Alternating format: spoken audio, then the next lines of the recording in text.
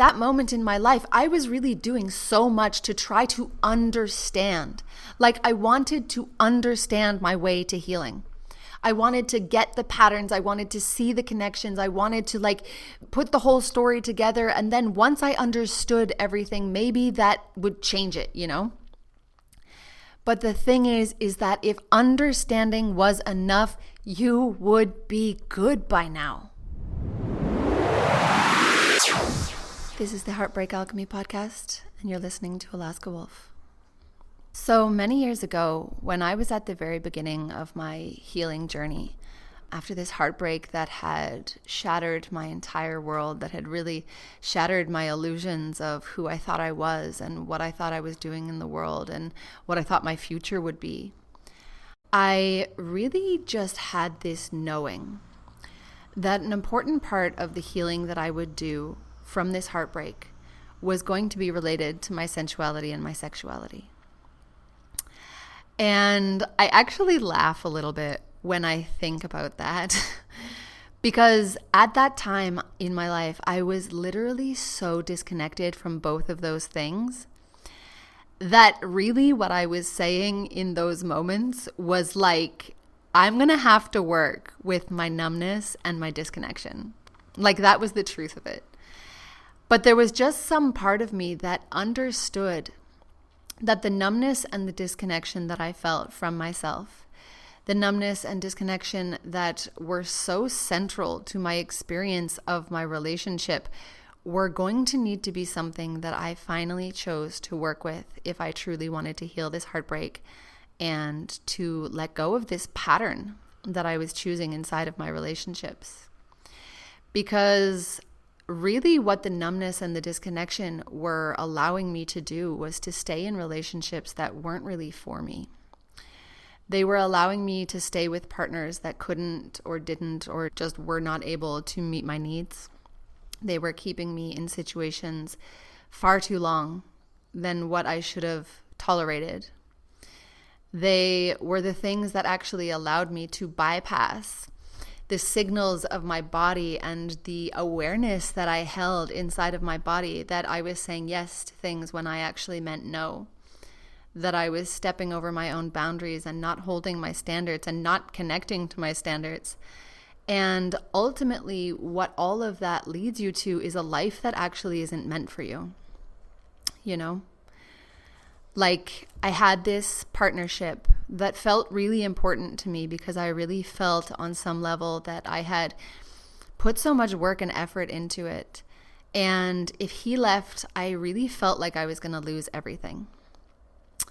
And so I kind of operated from that space where it was like, well, if he leaves, then I'm going to be alone and I'm going to be a failure and my life will not work out and I won't have any friends and I won't get love and I won't get attention and I won't be chosen. And all of those things were like swirling inside of me at all times and causing a lot of fear and anxiety. Just being in the relationship, the thought of being out of the relationship, just being in a relationship where there's that constant kind of push and pull. But because I was really numb to how my body actually felt, how it was to be in that relationship in my lived experience, like in my sensations, in my body, like what does the fear and anxiety feel like? What is all of the sensations that you feel being around this person, And so the numbness that I felt in my body was the thing that allowed me to stay in this relationship for far too long. To choose somebody that really wasn't fully choosing me back, that held different values, that wanted different things from their reality, from their future. And so when that relationship ended, alongside the therapy I was going to and the books I was reading and the YouTube videos I was watching and the podcasts I was listening to and the breakup content on Instagram, I know you know, I just had this very deep intuitive knowing that a pivotal part of the healing that I wanted to have, the transformation that I wanted to have in my life, in my relationship with myself, in the relationships I had with others, was going to be found by working with my body, by working more specifically with my sensuality and my sexuality. And I just knew that there was something so profound to be unlocked there. And it was something that kept on repeating and repeating and repeating in the things that I was listening to, the content I was consuming. And I just finally got to the point where I was like, okay, I get the message. And at first when I started getting this message that there was something really important for me to understand by working with my sensuality and sexuality, I was incredibly resistant to it. Like, there was this fear that came up and over me that if I was going to work with my sensuality and sexuality, like, I would be in danger, like I would not be safe. And this came from a really deep place inside of me. I had just been through this relationship where for 3 years, it really felt like sexuality was the thing that was going to destroy my relationship. And so I had been in all of these spaces where sexuality and sensuality were out there, but I personally felt very closed down to all of those things. And I felt like they were my enemy in many ways, because what I saw was like these women that were embodied in their sexuality and they just wanted to steal my partner. Like, that's ultimately what it felt like, or they were my competition, or I needed to be worried about them. And so it really meant that I was very disconnected from what it might be like to actually be inside my own sexuality, to own it, to really feel powerful in it.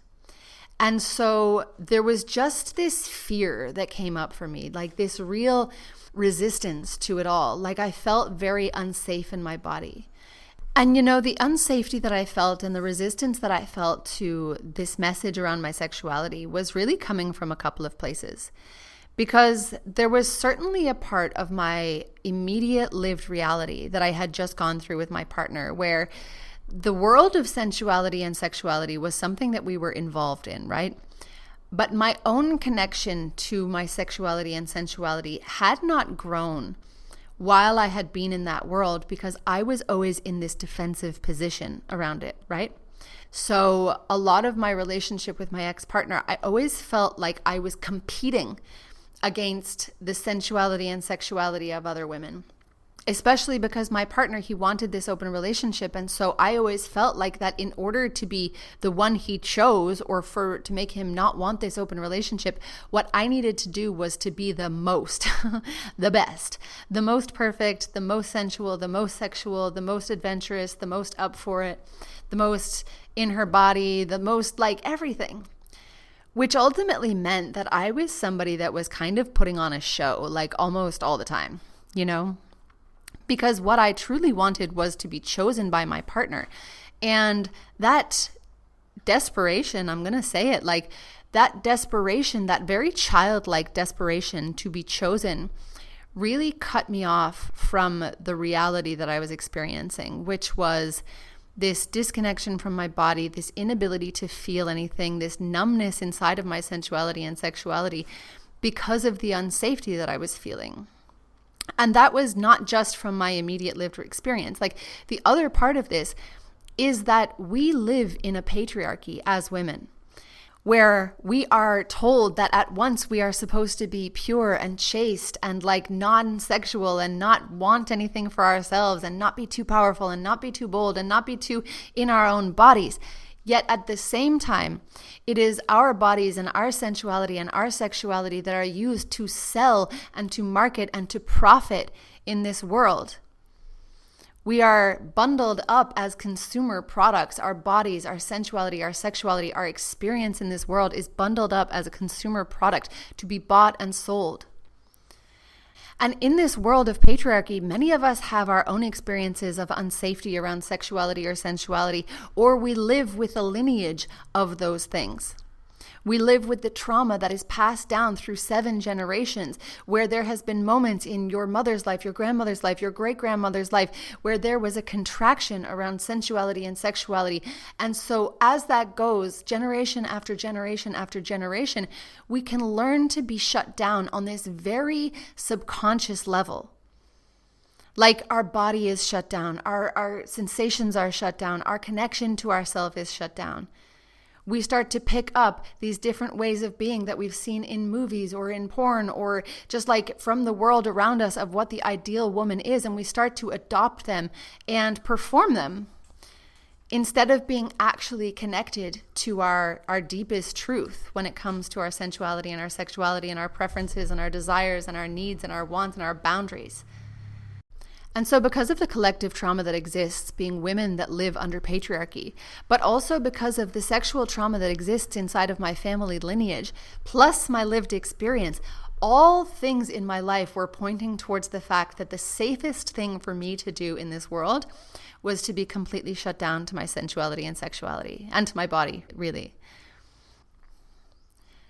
And so because of all of these elements, when I started getting those little nudges that an important part of the healing that I needed to do was going to be around my sensuality and sexuality, I really tried to run away from it. Like, I tried to do all the things of the mind. I tried to understand. I tried to just game my way out of it because I was like, well, maybe it's not important. Maybe I can just not do it. Maybe I'm not meant to have a great sex life. Maybe I'm not meant to be that connected to myself. Maybe it's for other women. Maybe it's not for me. Maybe I can just get by. I'm doing pretty good being in my masculine energy. Maybe I don't want to be connected to that softness or the femininity or the sexuality or the sensuality of life. But when I started to look a little deeper, what I started to recognize so clearly is that the struggles I was having inside of my sensuality and sexuality were like a microcosm for the struggles that I was having in my life. It was a place where my unworthiness and my lack of self-love and my disconnection from my body came up every single time. It was a place where I saw that I rejected my own needs and my wants and my dreams and desires because I had an inability to prioritize myself. I saw that my sensuality and sexuality was this place where I had this fierce need to control and repress in order to be safe. I had a complete inability to receive or surrender or be present because my mind was looping over and over and over about do they love me? Do they choose me? Will they be there in the morning? All of these things. I saw that this was the place where my fears and my limiting beliefs and my conditioning, they all came up in force. And all of this was wreaking havoc in my life, in my relationships, in my connection to myself. And there was just this little voice that told me that if I could do the healing inside of my sexuality and sensuality and find a way to actually heal and repair all of those patterns that I was finding there, that maybe, just maybe, that healing would also be able to be applied to my wider life. Whew. I invite you to take a breath. Wow.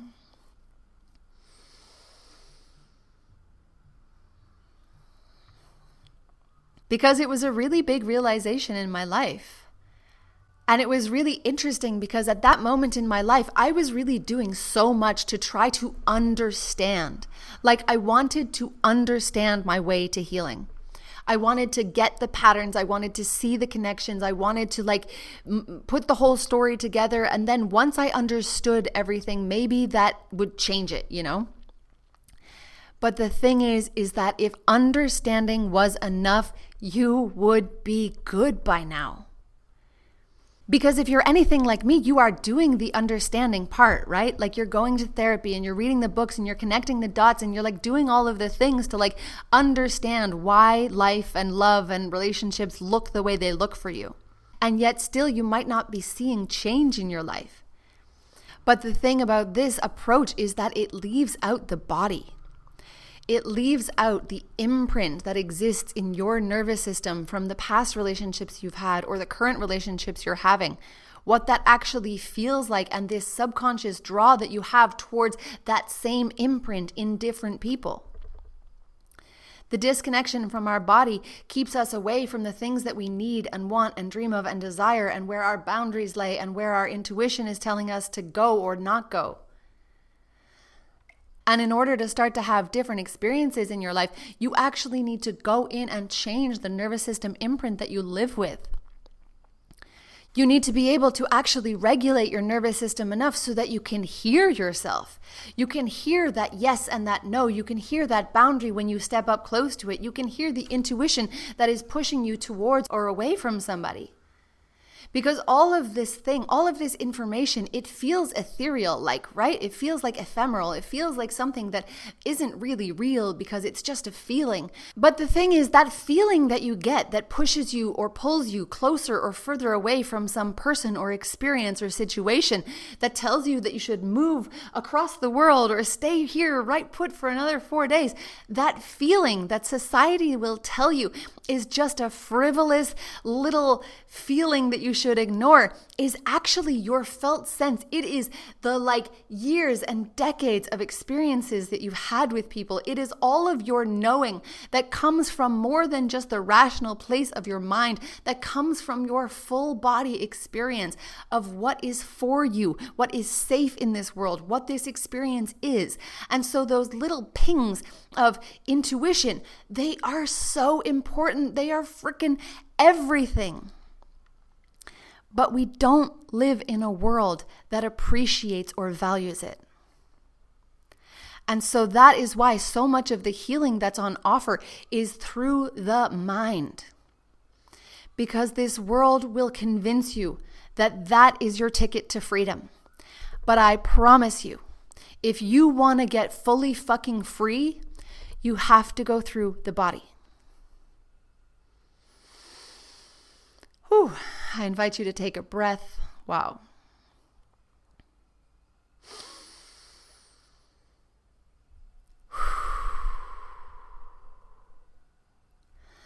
And so when I really look back at other heartbreaks that I had during my life and the healing that I did after those, and I do use that term very loosely because realistically, if I look back, most of what I did was wait for time to pass and hope that things changed and a little bit of therapy, right? But the therapy that I was doing was so cerebral, it just kind of allowed me to understand some of the patterns, but it didn't really allow me to change anything about who I was, you know? I think about a relationship that I had before the ex that I'm primarily talking about in all of these stories, my last ex-partner. And it was the relationship that I had just before that. And it was quite a casual relationship, not casual because I wanted it to be casual, but casual because that's the distance he was holding. When I got out of that, ultimately what turned out to be a situationship, I really had this moment where I was okay, I don't want this to repeat itself. I don't want to be in another relationship where it's a situationship and I'm not getting the commitment I want and he's kind of in and out and I just don't want to repeat this. And I remember this very clearly, having this, manifesto for myself, shall I say, where I was the next relationship I choose is going to be different. I am going to be different in it. I'm going to choose somebody that loves me and cares for me, and I'm going to speak up for my needs, and I'm going to say what I want, and we're going to have a good sex life. I remember that being a part of it. I really want to be honest about what I feel. I don't want to fake my orgasm. I don't want to have to pretend things about myself that I'm different to who I actually am. I don't want to be putting on a show for people. But as soon as I met my ex-partner, all of those things really just fell away. There was something about getting in front of somebody and then all of a sudden I felt oh my God, I don't want to lose this. And so bit by bit, moment by moment, just tiny thing by tiny thing, I just became the version of myself that was wearing a mask again inside of my relationship. One little white lie here and one little white lie here and one fake orgasm here and another there. And all of a sudden inside of my actual relationship, I was again in the same pattern. And it was it was happening against my will. Honestly, I look back and I'm how did I have that awareness and still let it happen again? To such a degree as well. The masks I was wearing in my last relationship were intense, And there was just something about it that it was the understanding was not enough because I didn't have a resonance with anything different. And so I was just attracted to the same old relationship and I was holding the same identities. So I became the same version of myself inside of those relationships, right? Like I had not really become a different version of myself at all. I had just allowed time to pass so I didn't feel bad anymore. And so I obviously ended up in the same relationship. Like no matter how much awareness I had of it, it just kind of happened, right? Which felt kind of weird because in many aspects of my life, like I was an incredibly powerful woman. Like I was a DJ, I was an interior designer, I was making shit happen. I could speak to people and I could like ask for things and I could hustle and I could make things happen. And like, it was really strange to me that just like inside of relationships, I seemed to fall apart a little bit.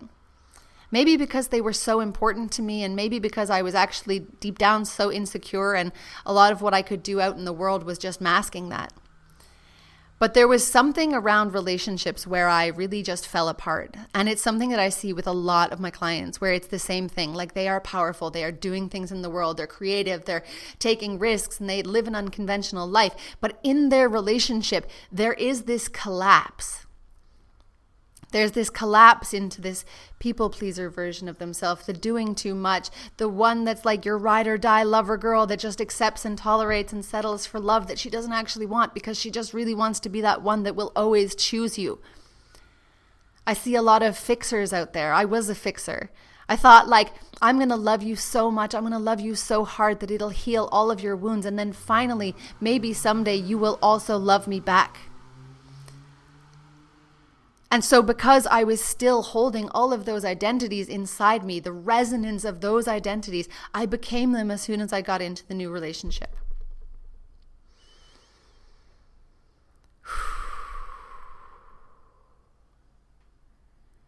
And so this draw, this knowing, it just kind of felt for me like my sexuality was like the canary in the coal mine. Like it was the thing that was so off kilter, so out of alignment that it truly was showing me that I absolutely needed to change on a deep embodied level, and that my body, my sensuality, my sexuality were going to be the things that set me free. Because I knew that I needed to change the patterns. I knew that what I needed to do was on a deep, deep nervous system level. And I wouldn't have even had words for these at the time, like I did not have an understanding of what I needed, but I just was drawn to the right place for it. And as I started to learn more about sensuality and sexuality and my body and my nervous system, as I began to heal, I actually started to understand that the reason that it is so powerful is because your connection to yourself in moments of sensuality and sexuality is like a direct line into your nervous system, where you can reprogram your understanding of love and truth and your connection to yourself and what you want from others. You can reprogram your whole understanding of what it is to be inside of your body. Because the truth is, you can't actually choose new relationships until you choose a new identity. You need to let go of the version of yourself that is choosing those relationships. Because the truth is, you can't choose new relationships until you choose new identities. You need to let go of the version of yourself that is choosing those relationships and become the version that would never tolerate a relationship like that ever again. Because these identities that you hold are keeping you tolerating and shrinking and settling and serving. And they're made up of the beliefs and the thoughts and the anxieties, the conditioning, the fear, the lack of self-love and self-worth, the lack of boundaries that you hold. All of these things, they are what are holding you in these relationships, these identities that you hold. And what I actually learned when I chose to do this healing is that your sensuality and sexuality are places where you can actually go to reclaim yourself, your true self. Sensuality and sexuality can seem like this frivolous thing, like, oh my God, why would you, like, what does that have to do with anything? You know what I mean? People are like, just give me the therapy and I'll be good. But the truth is, there are so many parts of you that you have left beside the road, that you have denied in order to be safe and to be loved and to belong to yourself and to other people. And so when you actually create this safe little microcosm for you to go in and explore, to find out who you are, to reclaim your worth and your value and your needs and your wants and your dreams and your desires, You get to go into this little microcosm to actually let go of the numbness that you hold in your body and allow in the emotion, the feeling, the pleasure that is possible for you, that is available for you. Your sensuality and your sexuality is this place where you can actually regulate your nervous system, where you can become so in contact with your body that you can become so sensitive, even if what you experience in your world right now is a complete disconnection and numbness, because that is where I started. Your sensuality and your sexuality is a place where you can go to actually reclaim your voice, your expression, your truth. It's this space where you actually get to become the version of yourself that you were always meant to be, authentic and confident and secure. This is a space where you get to create the solid and healthy base for your future love, sex, and relationships. Because it all starts with coming back home to yourself on this most core, deep level. Because you slow down and you start to remember who the fuck you really are. You connect to your body, to the sensations, to the felt sense, which is like what you feel, what it feels like, and where you feel it. So for example, the felt sense of my body right now is that I feel really warm, like my whole body is like flushed with heat, and I can feel that on all parts of my body. I'm a little clammy. Feel like a little bit in my solar plexus. It kind of feels a little bit like bubbles. I have a tickle in my throat. I'm aware of my body. I'm aware of the feelings. I'm aware of the sensations as I move through this world. And these are the things, this connection to yourself is what gives you your connection to your yes, to your no, to your boundary, to your standards, to what you actually want to experience and not in this world. And what's really fucking beautiful is all of this is also what connects you to so much pleasure. Pleasure that comes not just from like having an orgasm with a partner, but everything in between. The sensation of air on your skin from a fan. The sensation of somebody's hand on your skin. Like there's so much that we leave out in this world because we have a world that is so far gone in terms of sexuality that we have this like super intense porn, and that is what the world is of sexuality. But there is so much that exists outside of that. And as you tap into yourself, as you become more sensitive to the world around you, that is how you actually start to heal all of those things inside of your sexuality, yes, but also in your life. Whew. I invite you to take a breath. This path is so incredibly powerful because it is allowing you to restore your connection with yourself, your true self. And there is really nothing more powerful in the world than that. Because when you know who you are, when you love who you are, when you feel fucking worthy, when you are in your power, when you own your own sensuality and sexuality, when your body is your own, when you love your body, when you value yourself, when you prioritize yourself, when you trust yourself because you show up for yourself, this is when you become a different version of yourself. This is when you step into the new identities. This is when you become the queen or the visionary or the muse or the alchemist. This is when you become the woman that creates her life and creates the world around her that she actually wants to live in. Because this is when you step into the identity of the woman that can have it all. Because you won't settle for anything less. You are too in tune with your yes and your no and what you need to do in the world and what you're creating in this world that you don't settle anymore. And so when the world sends you people or experiences or situations that do not align with who you know yourself to be, you just won't settle for them. You'll walk away. You'll know to say no.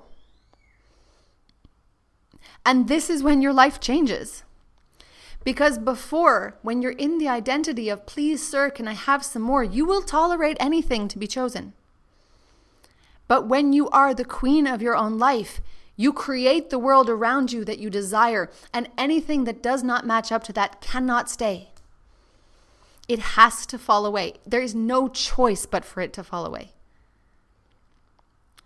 And that's why heartbreak can so often feel like this ultimate destruction. Because all of these things in your life are falling away because you already know that you are destined for more. You're destined for more in this life. And so necessarily, all of the things that do not align with that future version of yourself are falling away. And I know it hurts like hell, but thank fucking God. Thank God. Because you could do this for another 5 years, another 10 years, another 20 years, and then you might wake up and think, oh my God, my whole life I just tolerated, I settled, I was never really the real me. I was never really like in my body. I never really enjoyed sex. I never really like had the relationship, the love story that I actually wanted. But that's not going to be you, because you're waking up. This is the moment in your life where you actually go, aha, I don't want to choose this anymore. I'm going to choose something different. I'm going to become this different version of me, because the life that is waiting for me on the other side, it's everything. It's everything. And the body is the way through. Through your somatic experience, through your nervous system, through your pleasure, through your sensuality, through your sexuality. All of these things are the paths that you are going to walk. They are what will actually allow you to reprogram your subconscious mind to become a different version of yourself, to step into new identities, and to radically change your entire fucking life. But you have to choose them. You have to choose to let go of just the understanding, just the therapy, and start to say, how can I get back into my body? Because my body fucking knows already. The body keeps the score. The body knows everything already. And so day by day, what can you do to slowly get back in connection with your body? Where can you notice that you're running into avoidance or disconnection or numbness with things like alcohol or social media or just like validation through other people? Where are you feeling discomfort in your body and then running away from it? Where can you actually make more conscious choices around being inside of your body and experiencing what it feels like in any given situation? Actually listening to those little nudges from your intuition that are coming from the sensations in your body when you get near somebody that you're like, a little too close. I want to back up. And then honoring that, creating that trust with yourself by actually honoring your body. Where can you slow down into pleasure? Where can you actually bring in more touch into your life, self-touch? Where can you listen to what you actually need in each moment? Where can you actually connect in to what it is you want by paying attention to your body? Because I know that sounds so simple, but that one thought will literally change your whole fucking life. So I think I'm going to leave it there for today. Thank you so much for being here with me on this podcast. I've been really loving getting your feedback about my podcast and how much you're enjoying it and resonating with my stories and just like loving the vibe. And so if you do love this podcast, I really ask that you rate, review, and share it on your Instagram, so that we can get this podcast out there, so we can get it into the ears and the hearts of all of these people that are moving through their life thinking that this heartbreak is going to be the thing that ends them, when actually this heartbreak is going to be the thing that changes their life in a way that they could never imagined, and it's going to be the most beautiful thing ever.